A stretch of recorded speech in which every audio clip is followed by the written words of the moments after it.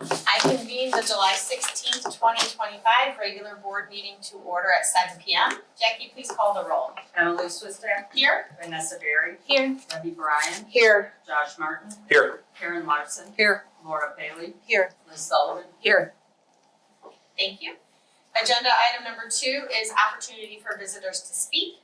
Public comment is for the general public to address the board. Each person will have up to 5 minutes to provide public comments. Okay, seeing none, we will move on to agenda item number 3, which acknowledges that Trustee Larson and Trustee Sullivan reviewed the June billings in July, and that Vice President Berry and Trustee Paley will review the July billings in August. Item number 4 is the consent agenda. Is there a trustee who wishes to pull something from the consent agenda? If not, may I have a motion and a second to approve the consent agenda? I move to approve the consent agenda, which includes approval of the minutes of the June 18th, 2025 board meeting and executive session, the minutes of the June 23rd, 2025 special board meeting, the June 30th, 2025 treasurer's report, investment activity report, current assets report, revenue report, expense report, and the authorization of the July 16th, 2025 payment of bills. Second. Who got the second? Haley. Sure. Okay, thank you. Okay, I have a motion and a second. Any discussion?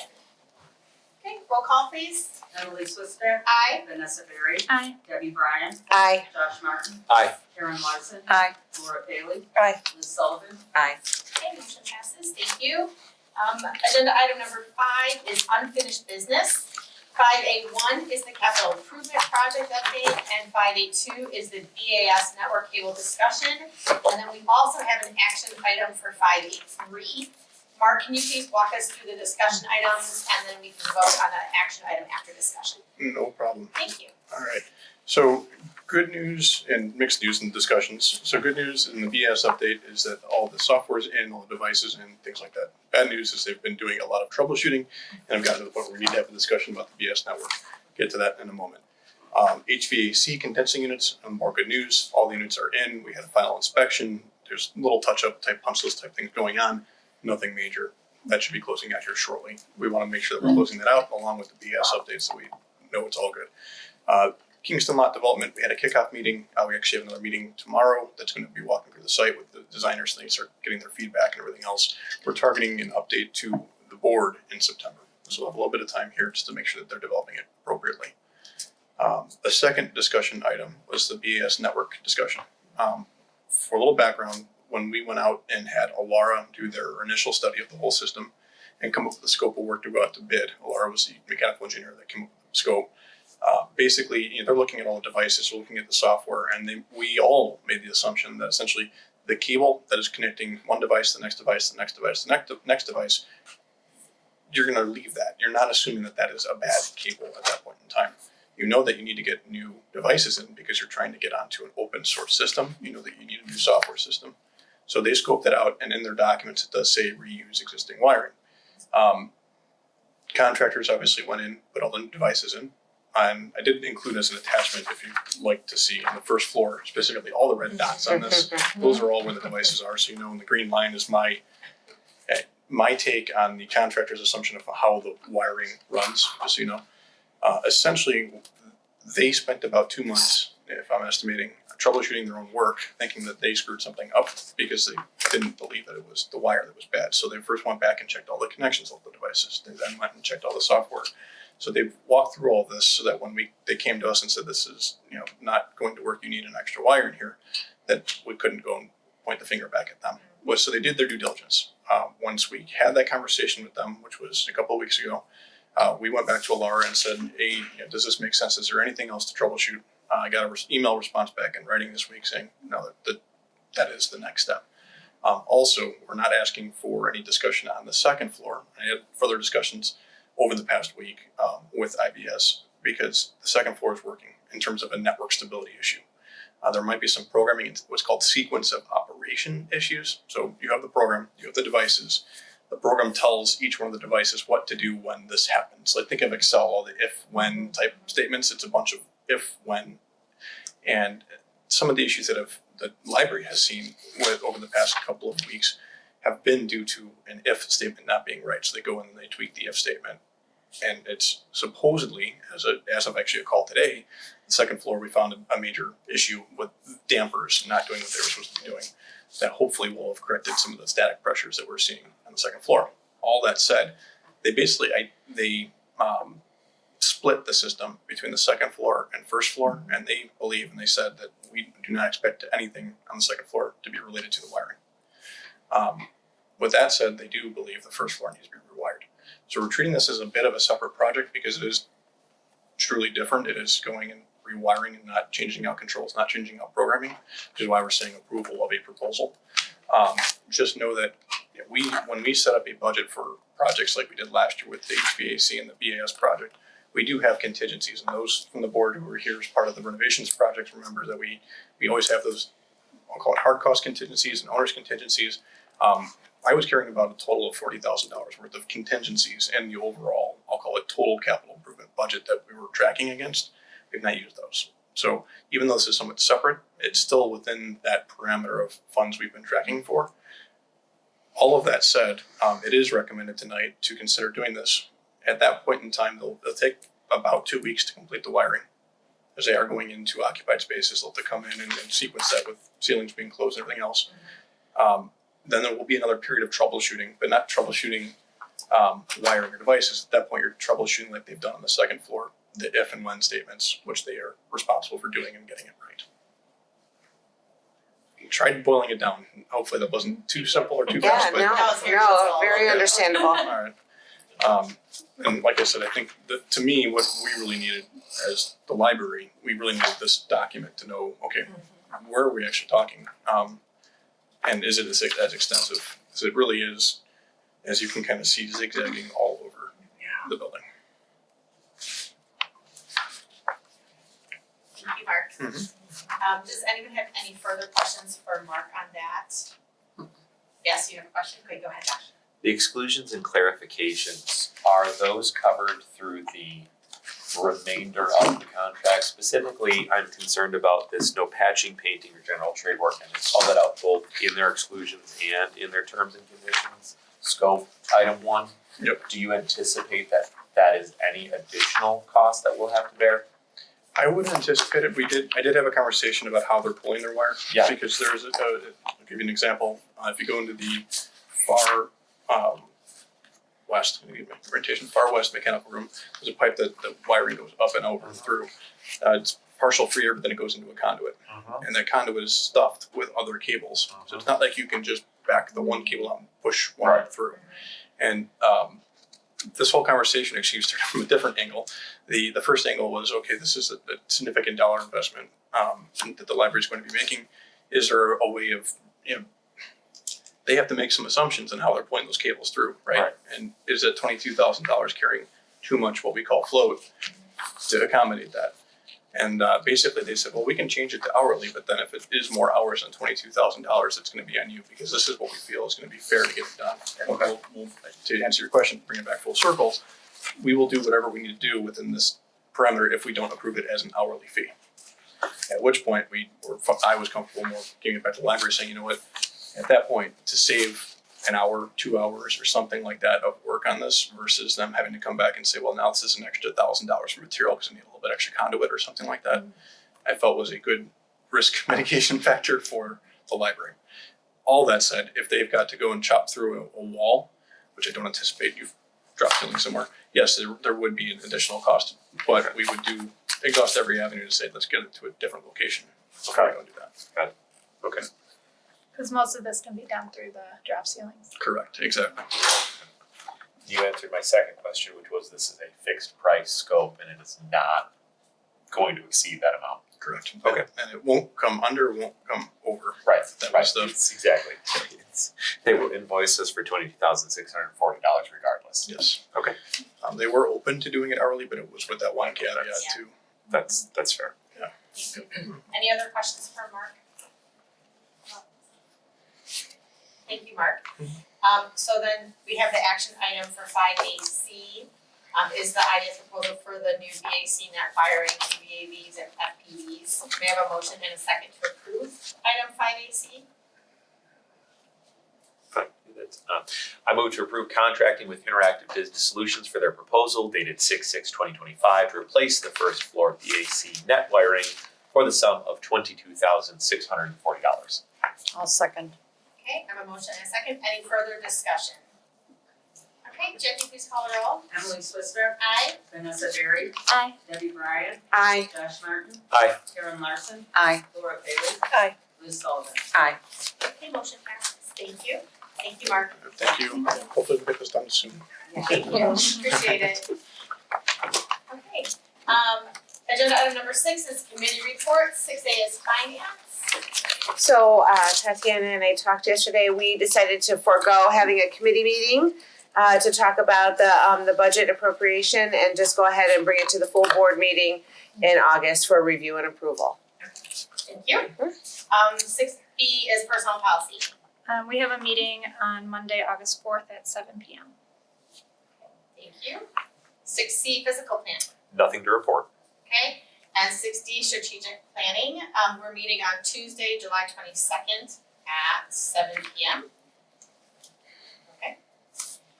Moving on then, agenda item number 7 is staff reports. 7A is the director's report. Director Weinstein. Okay, so I just wanna thank all the trustees who could make it to our July 4th parade. It was great seeing everybody.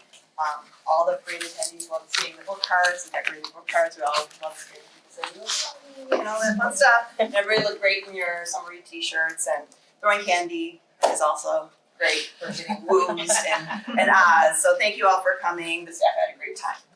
And the rest of my report is about meetings, and I have one to add at the end that just occurred yesterday. So we had a special meeting on June 23rd to discuss the East Ogden TIF, where Mayor Mullen answered a few questions here at our board meeting. And then on June 25th at the Village JRB meeting, the library voted in support of the East Ogden TIF, and with that vote, that goes to the full village board.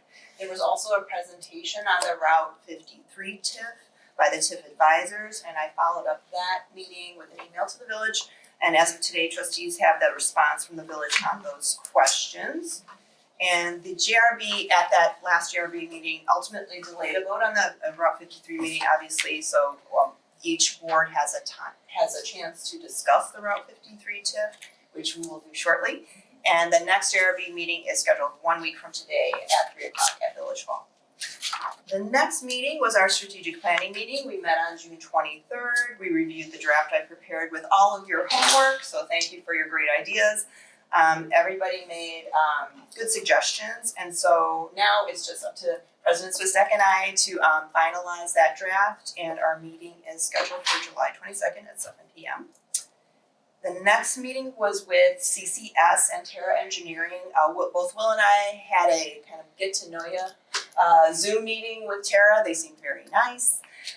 They just wanted to know very generally about our community survey, and we talked a little bit about just in very general terms the plan for the Kingston lot. And we also very much push for, we want very realistic cost estimates for this project. So like I said, it was a very brief meeting, and we have a walk around tomorrow with them in the morning. And the next meeting was an ILA Friends and Foundation workshop. It mostly focused on fundraising for groups like that. It gave me a few ideas for when I next approach the current Friends group. And if it doesn't go anywhere with the current Friends group, it will help us in perhaps a future organization for the library. And then the last meeting I attended was yesterday at Benedictine University. Will also attended with me. It was entitled The Emergency Management Training Scenario and Tabletop Exercise. It was 3 hours long. It was put on by the Lisle Police Department, and other intergovernmental bodies were present. The mayor was there, village employees, park district employees, and other nonprofits, the fire district, and DUCOM. And if you don't know who DUCOM is, it's the DuPage Public Safety Communications Center.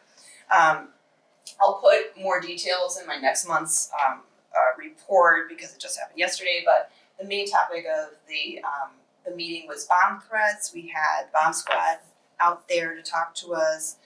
They talked about like evacuation potentialities, policy and procedure work that each institution should accomplish, and we took part in some threat scenarios. It was a very informative meeting, and I just have to say the library was called upon to answer many questions. But it also, I felt good about our procedures after hearing other institutions, and we came away with some kind of future enhancements for some of our procedures. And would you agree? Yes, absolutely. Informative presentation, so it was all a good meeting. That's my report. Thank you. Does anyone have any questions for the director at this time? Okay, thank you. Then, 7B is Assistant Director report. Assistant Director Savage. Thank you. So the event team met a couple times to finalize plans for Fall Fest, which is going to be occurring in September. So this year it's going to be on September 26th. It's a Friday from 5 to 7 o'clock. We're going to have a special campfire story time, an inflatable slide, which we just nailed down, so I was able to write that in there, but it will be a slide for the kids to play around on. A live owl exhibit from Stillman Nature Preserve, which will be really fun. I think they call it a gawk and talk. So they'll have people, they'll have staff come out who can then be holding the different raptors and then answer questions, and so you can get up close and take a look. It should be really cool. And then Auntie Anne's, a pretzel truck we're gonna have as well. So Wow. should be good. Excellent. Reiterate what Tatiana said, thank you all for joining us for the parade. That's always a blast every year.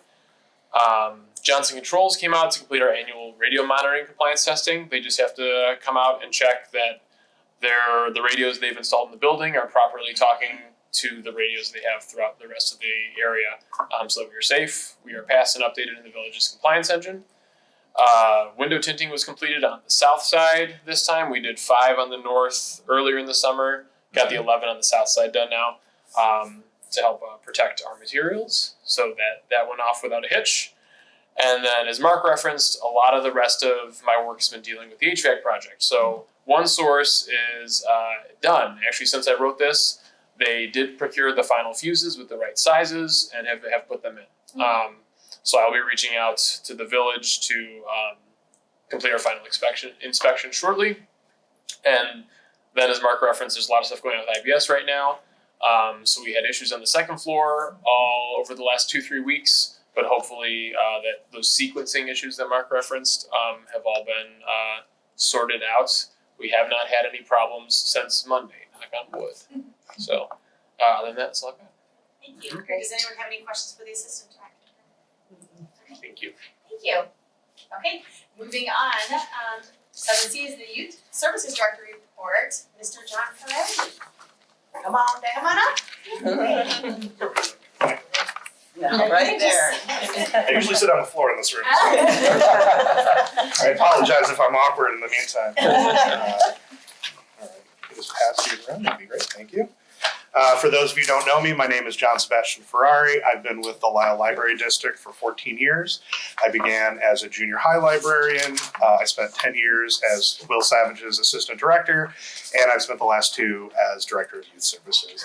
Today I'd like to talk about a new service we're about to debut that I am both personally and professionally very passionate about, and that is services to our patrons with ASD or autism spectrum disorder. And what I'm presenting today is our sensory cooldown kit. Now, a little background, my first task that I ever got working in this library was coordinating with a group of volunteers from Giant Steps, which is a school for children with ASD. And then 5 years ago, my eldest son, Clark, was diagnosed with ASD. He is 8 years old now. He's in 3rd grade. He is nonverbal, except when he is complaining about his little brother and sister. So this is something that is very passionate to me, and it's also a tool that I have used in my life personally, and I know how important it can be in situations when children are facing a new environment and emotional or sensory dysregulation. So this is the handout that's going to be with each kit, and we have many copies. As you can see, it's formulated into 2 columns. One is items that the patrons can take home, and the other one is for in-library use. I'm going to go over the in-library use ones first, if you don't mind. Not pictured is a communication menu for children like my son who are nonverbal or largely nonverbal. He does have some verbalization. Communication menus are really helpful, because rather than trying to create a statement from scratch or try to communicate a complicated idea, they can rather select. And we have all of some really common words, like very common verbs: sit, stand, eat, drink, read, bathroom, but also book and librarian, library card, fiction, nonfiction, along with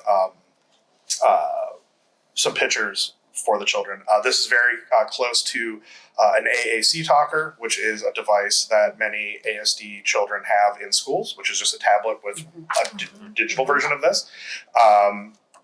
But old school paper communication menus are also still in use. Sorry. The first thing, which might not be readily apparent, is this. This is a weighted lap blanket. This is to help regulate proprioceptive input for the child. Proprioceptive is your sense of your body in space. So it'd be equivalent of when your arm falls asleep before the pins and needles and you don't know where your hand is in the bed. This helps you because it does create a pressure, and it is not allowed, but it helps center the child and helps them regulate by creating that proprioceptive sensation. The second one are earphones. Autism is a sensory disorder, and often loud sounds or recurrent sounds or just shocking sounds can be triggers. There's no across the board. It is very personal to each person. For instance, my son has no problem with loud things except for his brother and sister. But we have other patrons who come in who are very bothered by the sound of the lights. And if you have never heard the lights, congratulations, you need to start listening. So unfortunately, sometimes if you have kids, you just don't leave the house with all the things you need. So while many people who need headphones often have them, mistakes happen. Sometimes they get thrown out the window of the car on the highway and they're just, we can't turn around. So having these, I think, is very helpful. And we have had requests in the past. And then the bubble timer, while this does feel very whimsical and frivolous, it does serve a purpose. If a child is too young to have a sense of how a clock works, or if they're just not at the point where they're able to read or communicate or interact with even a digital clock, a bubble timer is a great visualization for you have until the bubbles run out. It's very easy to explain, and it also helps telegraph next steps. So often changing directions on a child or changing tasks very quickly can be worrisome and distressing and be a dysregulated episode, but saying, hey, when the bubbles run out, we go to our next task. So it just means that we take all of the worry and all the uncertainty of when is this next task coming, we have a timer. Now these are all items that will be staying with the bag. Just for the simple fact is, even though it is just cloth and sand, this is $60. So that's how they get you, folks. Now, sorry, my Italian grandfather coming out. For the take home, similar to the headphones, fluorescent lights can be bothersome to anybody, but we do have sunglasses. My son occasionally wears sunglasses, especially in public buildings. The fluorescent light can just be a little bit jarring. And since they are so cheap, you can't take them home. We have very nice branded ones we just got. And then a fidget, this is just a stretchy fidget. These are very cheap, but it also helps that proprioceptive sensation of being able to have movement, and especially if they're in a new environment and they have a lot of nervous energy, giving them a physical task to do that is not destructive, that is not disruptive. These are great. And then the final one is very whimsical. It's just a stress ball, and it's a smiley face, and it's a heart, and I think it really expresses this what our department tries to always convey, which is we love our community, we love the kids that come into it, we all feel honored and proud that we are able to be part of the children of this community being able to grow and develop over time. And so I just wanted children to know that this is not just a tool, it is our honor to serve you. It is our honor to make sure that you're accommodated, and that this is a friendly place, and you don't have to be stressed out about being here. One of the main concerns I get from a lot of parents, and Will has gotten this over the years too, is certain distress when their child is acting atypically in a public space. A lot of people in this country and the world still are not used to seeing people with visible disabilities in public spaces, unfortunately. And I don't want anybody in this community to feel that when they walk into youth services that their child, if they have atypical behaviors, is not welcome. And a big part of that is making sure that we have these out on the floor, visible for everyone to see, that we not only accept who you are, that we have accommodations for you, just like anybody else that might need accommodations, whether that's a low vision reader or an elevator or a wheelchair or even home delivery. So I've been working with Tatiana and we've put together this kit. We have a place that we'd like to put it out on the floor so it's visible, so families don't have to feel like they have to go and get something from behind a counter, like it's like illicit, over-the-counter drugs. It is just a tool for everyone to use, and we have some fun things for them to take home, and so they can feel welcome and they know that this is a place for them. Any questions? Thank you so much for that, John. That was, Very first of all, nice. highly informative, but also, wow, just all the thought and care that you put into this and providing this service for our community is just phenomenal. And I'm just so pleased with that, and I'm just so proud of everything that you've done. So I feel like I'm just gushing over you, but thank you so much. I'll take This is phenomenal. Does anyone else want to say anything to Mr. John or ask him any questions about it? It's really great. Yeah, It's I mean, tremendous. It just and the passion that you're speaking. I mean, it just makes me, feel like children are just going to be welcomed so in youth services. It's just wonderful. How many of those kits will we have? We're going to do 2 at the moment. I think that's probably pretty sufficient for what the density of children in the department on an average day is going to be. With the take-homes, obviously, we have boxes of all those things. So we can always, if they need to, provide some. And I do always have multiple headphones just at my desk, just because sometimes I'm like, my wife's like, you need to bring some headphones to where we're going. So I just always have some there, but they've never been used. So we have some extras there too. But I think 2 should be sufficient for now. I didn't want it just to be 1. I didn't want it to just be kind of a standalone thing. I wanted it to be like, hey, we expect people to be here. We expect more than 1 person to be here. And it's okay if everyone in this library is acting atypically. And the big secret is, as Will can tell you, every child comes in and acts atypically. So it is really just the communicating to the parents that, like, hey, your child is welcome here. I know that you live a lot, and this goes for myself too, and you probably will. Like, we were all raised in a different era when, for Will, it was when people were finally starting to come out and going into public school classrooms and getting into public. For others, it might be the first time that they saw a disabled person was as an adult, as my parents were. So I just want to make sure that the parents know, hey, you're okay. The children very rarely have anxiety. It is the parents. And so I want to have tools to help the children, but also put it in a package to communicate to parents that we're good to go. You're fine here. Love it. Cool. Thank you so much. Thank you. Yeah, this was great. Thank you. Okay. We need him at every meeting. That's great energy. Okay, item 8 is new business. 8A is to approve resolution R25-04, a resolution authorizing the preparation and filing of the budget and appropriation ordinance, otherwise known as the B&A. May I have a motion and a second, and then the director can provide an explanation. I move to adopt resolution R25-04, a resolution authorizing the preparation and filing of the budget and appropriation ordinance, otherwise known as the B&A. I'll second. Oh, oops, sorry. Go ahead. Who's taking it? Liz. Sullivan, okay. Thank you, motion and a second. Okay, Director Weinstein? It's pretty self-explanatory. This just alerts the public that we are ready to prepare our legal document, and then it has a 30-day period after, Okay, thank you. Any further questions on that before we vote? Okay, Jackie, please call the roll. Emily Swissair. Aye. Vanessa Berry. Aye. Debbie Bryan. Aye. Josh Martin. Aye. Karen Larson. Aye. Laura Bailey. Aye. Liz Sullivan. Aye. Okay, motion passes, thank you.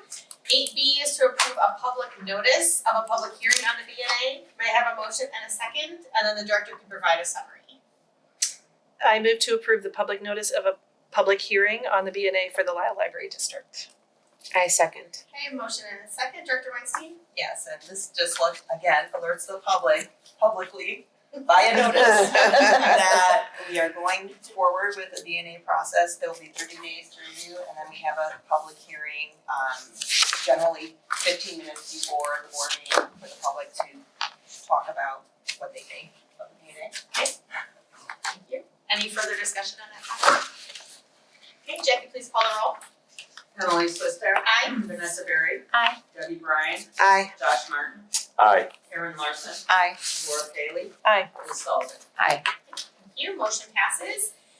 8C is a discussion and a vote to either support or oppose the Village of Lisle Group 53 TIF. Before I ask for a motion, we have a special guest tonight, Mayor Mullen. If you want to come and just join us at the table next to Trustee Sullivan, that would be great. For the trustees, Jackie provided us with the copy of the documents we received an email earlier today that outlined the answers to the questions that we had submitted prior. So we had one question which was outline what alternatives have been explored by either using a sales tax rebate, special service area, or bonds before opting for a TIF for the area, and to provide why other options were chosen, and also provide an example of how the TIF may affect property owners outside of the TIF boundary that includes the overlapping taxing bodies, for example, for a $400,000 home. And so we were emailed the response from the village, earlier today from the director, and we have copies of that in front of us as well to reference. So before we go into that, I did want to ask Mayor Mullen if she had anything she wanted to add, and then if trustees have questions for the mayor as well. Sure. The one thing I'll add is that one of the concerns across all governing bodies was why the property with the Hyatt is included. And we've been working to set up a meeting with the owner of that property. One thing I do want to bring clarity to is, what became apparent during our discussion that I want to make sure everyone understands is that it's a private property owner who owns the Hyatt and has an agreement with Hyatt to fly the flag of Hyatt. So it is not run by Hyatt Corporation. So it is somebody who owns the Sheraton in Lisle also and 2 hotels in Oak Brook. And we've been trying to find a time to meet with them. Right now, it looks like the last week of July. It's just hard to get his time and the 2 members of his team that he wants to be there all together.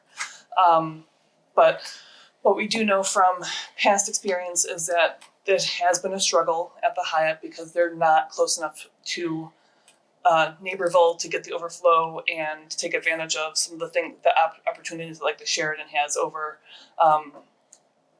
adjacent to science and spirituality is a big thing for them. They get a lot of business out of their events, as well as like I said, all the overflow that comes into Lisle there. Hyatt's just far enough down. So they have been struggling at that location. The reason it's included is kind of twofold. First, that it is kind of part of that larger district, larger picture of all of this together, this whole district together provides the incentive to potential developers. And that could be for Toyota moving across the street, and just to have enough increment that would support that. But it also provides the opportunity that if something were to happen where K2 is looking to sell that property of the Hyatt, then there's opportunity for the incentive to be used to be able to flip that into something that we want to see in the village rather than have it go vacant and sit there. So it's kind of those 2 pieces together is why it was included. And then I think one thing that was discussed, and those of you who got to come in and listen to the JRB, one thing that was brought up, the family that owns the Honda, I keep saying Toyota, it's just, my brain just goes, but the family that owns the Honda dealership had some good explanation that I think is good for everyone's awareness also. They were told by Honda Corporate that you need to have 600 spaces, or you have to move out somewhere else. So they aren't choosing to grow in that way. They were told by corporate, you have to accommodate this. This is the rule for a dealership of your size. So that's part of the reason that this has had some urgency behind it, is that we're trying to make sure that they can stay in Lisle, because they are a significant sales tax generator for all of us, or for us, but also the property taxes that come from that whole campus of car dealerships is supportive of everyone. So that's a couple things I just wanted to add in there. That's just nice information to have. Thank you. Yep. Does anyone have any additional questions for Mayor Moll? I do. How confident are you with the floodplain being able to be remediated so that they can build on that? I mean, I know it's gonna be costly, but are you pretty comfortable knowing that that can be done? I am. Yeah. Because it's not floodway. If there was really floodway in the buildable area, that would be a much bigger problem. That's like the most impactful, dangerous part of the floodplain. This is 100-year floodplain. The rules are clear as to what you have to do. It's just costly to build up and do the things you have to do to mitigate floodplain. The bigger challenge they're gonna have actually is there's an emerging wetland in that property now, where because we let it sit there and grow over, not been mowed, it's the really soggy part has turned into a wetland. So there's extra steps that you have to take to mitigate wetlands under the DuPage County Stormwater Management Ordinance as well. So that one's probably gonna be more challenging for them. The good thing is that it's not considered a Waters of the US wetland, which is regulated in addition by the Army Corps. It would just be under the jurisdiction of the county. And they can relocate a wetland, it's like they can You kind of can, give them those like 1.5 creatures like times. another option. I believe it's 1.5 opportunity, times the size. Yeah. And it's a 5-year process to build it and vegetate it and go through all the fun stuff of burning it and keeping it, maintained properly. Or go into a bank. And 20 years ago when I worked more heavily in this field, wetland banks weren't doing awesome.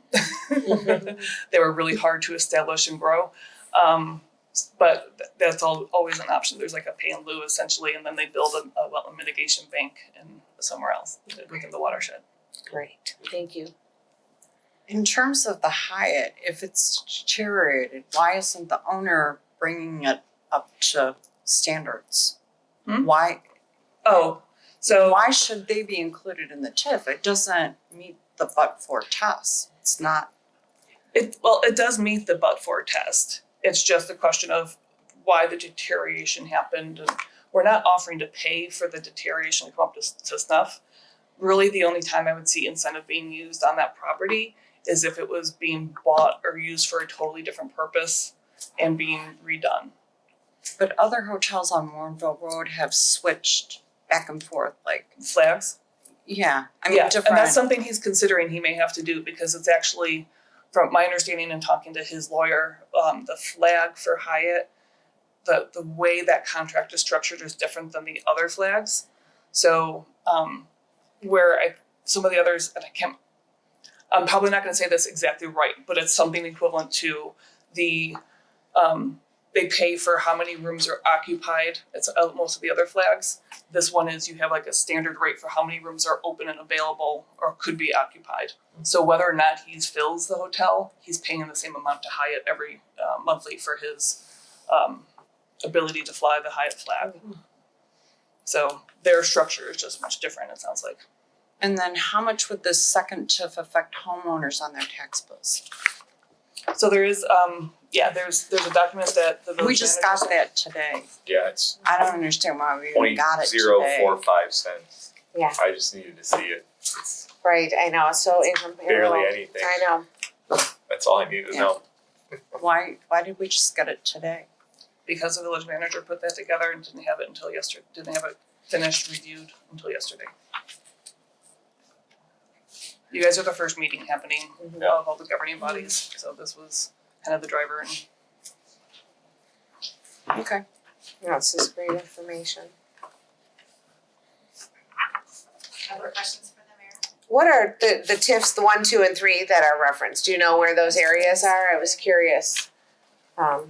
Just, and if you don't, that's okay, I'm not trying to stump No, you, I was that's just right. curious, cause they have really increased and you know, it's. What page are you on? I'm on this where you get, there you Oh, give the the last examples of all of the Oh, tips okay. and there's 3 active in Lisle. So, I was just, I mean, I guess I can guess that the biggest one is probably the UTI TIF, is that? I think that's there might be Navistar, UTI, and downtown. Okay. Okay, That's not including the proposed TIFs. like- right, no, these are the, yeah, so this looks, I mean, that's amazing, and, you know, cause I mean, the UTI hasn't even, it's gonna end early, and, Yeah. I mean, so that's looking good.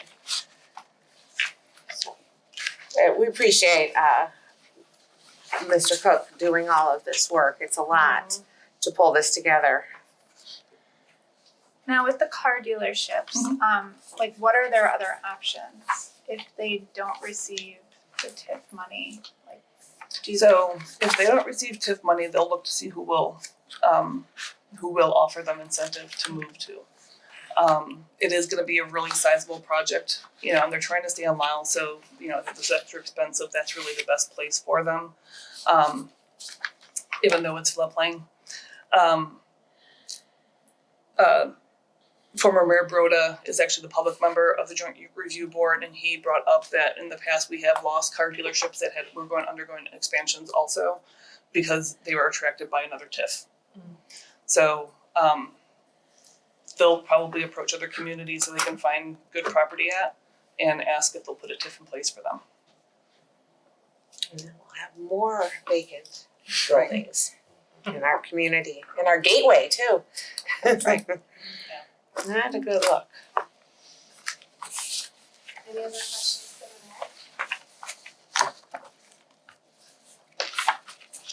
Thank you, Mayor Mullen. Thank you so much for your time, we appreciate it. Thank you.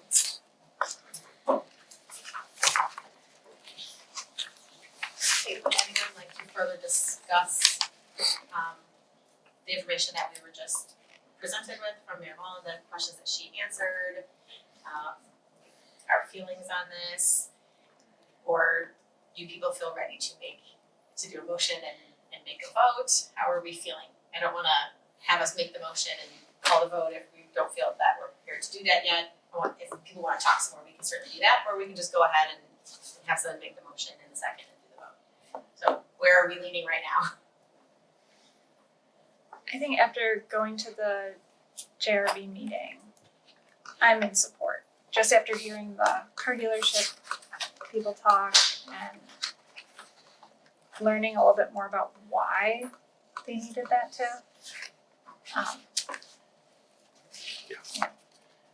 Again, everything passes the BUD 4, and I was concerned about the impact that we would have to our tax base.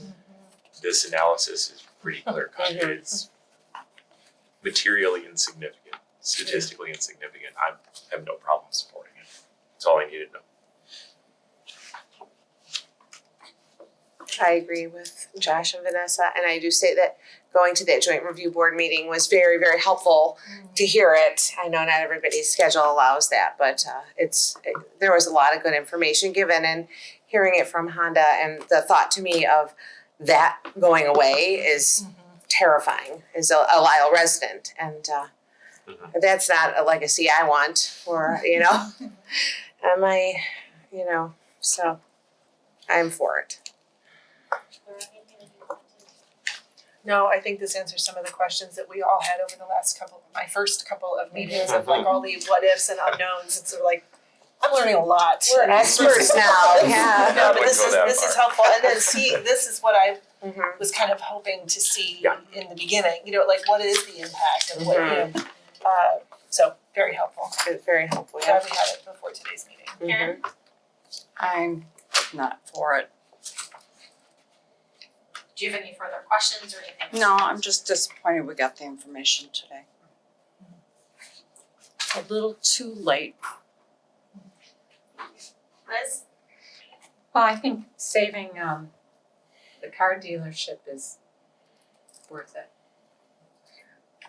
To be honest, I didn't know we even got information today. It came in late today because it comes to the director late today, so It was by noon, I don't know, that's not, half a business day left. No, I'm just Yeah, for, yeah. for us to Yeah, review yeah. before I the was- meeting, it's not a lot of time, so. Yeah. Thank you. Director Weinstein, do you have anything that you want to add, or Assistant Director Savage, anything that you? No. Okay, thank you. Okay, so then, if we are at this point, then we have a motion in a second. I move to support the village's proposed Route 53 TIF. Second. Okay, I have a motion and a second. Any further discussion? No, seeing none. Okay, roll call please. Emily Swister, Aye. Vanessa Berry, Aye. Debbie Bryan, Aye. Josh Martin. Aye. Karen Larson. No. Laura Paley, Aye. Liz Sullivan. Aye. Okay, motion passes. Thank you, everyone. Moving on to item number 9 is executive session. May I have a motion and a second to go into executive session? And whoever makes the motion, please read the entire statute. I move to go into executive session 5 ILCS 120/2C1 for the appointment, employment, compensation, discipline, performance, or dismissal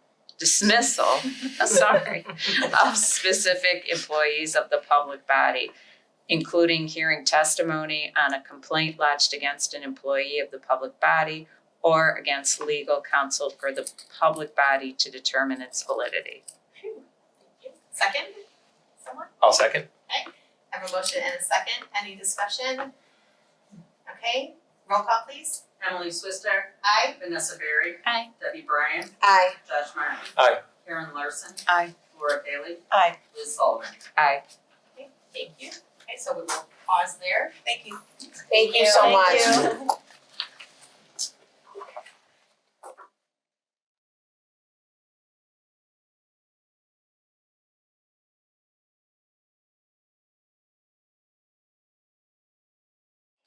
The time is 8:00 p.m. and we are back in open session. And we will attend to agenda item 10, which is the opportunity for trustee comments. So I will start with Trustee Sullivan tonight. As usual, I love the packet, especially when we get to see what each different area is doing. I feel like I'm plugged in. So I thought those reports were especially useful. No offense, I mean the assistant director in the director's report is always useful as well. Always a highlight, yeah. That's it. Thank you. Secretary Martin. Yes, likewise, and I'm really glad that we have them, and especially the youth services director's report. I appreciate the dedication to inclusiveness. That really it is an honor to serve the community and all members of the community, so that's fantastic. And then I did write down the exact same thing. Liz, the department director's reports are always a highlight. I appreciate getting that. I think it's just a very helpful note because it also gives me a good perspective of what's important to them and what they want to communicate. So I really value that. So that's very good. That's all I've got right now. Thank you. Thank you. Vice President Berry.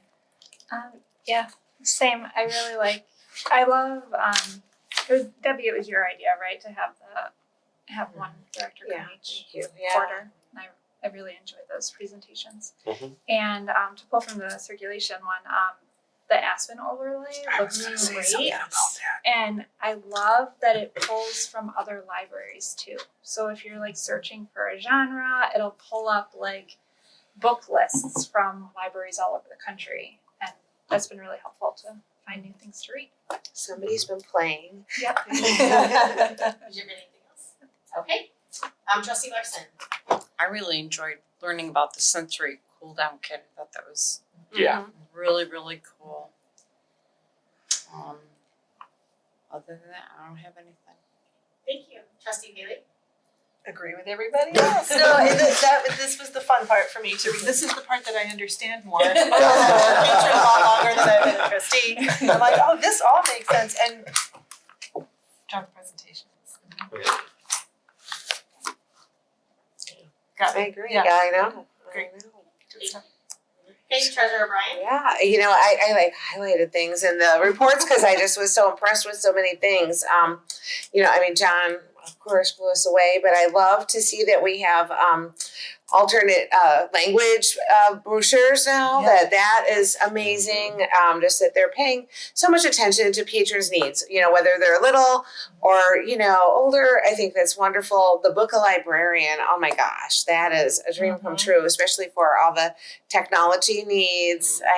I'll be sending people your way. And again, I really enjoyed all the reading about the youth services displays and loved that somebody, commented on the Arab American. I mean, again, it just shows that we're really embracing everybody in our community, and that makes me so proud of this because that's what we're supposed to be, a safe, happy space for everybody to feel, belong. Welcome and where they belong, and also, thank you for all your hard work. I'm not surprised they were calling on you at the emergency management meeting because I sit in. Turn this off for a second. When I sit in our meetings, I always say the library did this and the library did that, and they have procedures, and so there's a lot of work that goes into that, and well, it was intimidating. You have the bomb squad. And they're saying you have the police department, and they're asking you very specific, what do you do? But good thing we have procedures. It's amazing. So again, very proud of having you be a leader in the community in so many ways. So thank you. Thank you. And then also last, I just wanted to mention, again, that Director Weissy mentioned already the 4th of July parade and how nice it is just to walk in that parade. And really it is really exciting to see people and have them, cheer and the library and all that. And I did have some people say no, I want the Post-it notes. I gave out all mine. That was exciting. And seeing people actually that I hadn't seen in a really long time, like someone that I haven't seen probably in 10 years was like, Emily, oh my gosh. So that was exciting too. And so that's always a great event, but I really enjoyed that. And as other trustees have said, Mr. John's presentation about the sensory cool down kit, just phenomenal. Wow. And he's amazing. So it was just nice to see him come here and speak with all of us as well. So that's great. And then that's it. That's all I've got. So last item on the agenda is to adjourn. I move to adjourn. Second. Okay, I have a motion second. All in favor? Aye. Okay, we are adjourned at 8:06 p.m. Great.